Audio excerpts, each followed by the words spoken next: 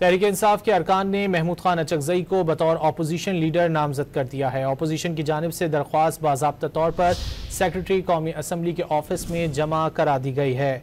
तहरीक इंसाफ के अरकान ने महमूद खान अचकजई को बतौर अपोजिशन लीडर नामजद कर दिया है। अपोजिशन की जानिब से दरख्वास्त बाज़ाब्ता तौर पर सेक्रेटरी कौमी असम्बली के ऑफिस में जमा करा दी गई है। तहरीक इंसाफ के 74 आज़ाद अरकान की जानिब से दरख्वास्त सेक्रेटरी कौमी असम्बली के पास जमा कराई गई।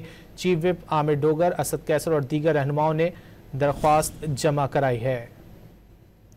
तहरीक इंसाफ के अरकान ने महमूद खान अचकजई को बतौर अपोजिशन लीडर नामजद कर दिया है। अपोजिशन की जानिब से दरख्वास्त बाज़ाब्ता तौर पर सेक्रेटरी कौमी असम्बली के ऑफिस में जमा कराई गई है। पश्तूनख्वा मिली अवामी पार्टी के सरबराह महमूद खान अचकजई को तहरीक इंसाफ के अरकान ने बतौर अपोजिशन लीडर नामजद कर दिया है। अपोजिशन की जानिब से दरख्वास्त बाज़ाब्ता तौर पर सेक्रेटरी कौमी असम्बली के ऑफिस में जमा करा दी गई है।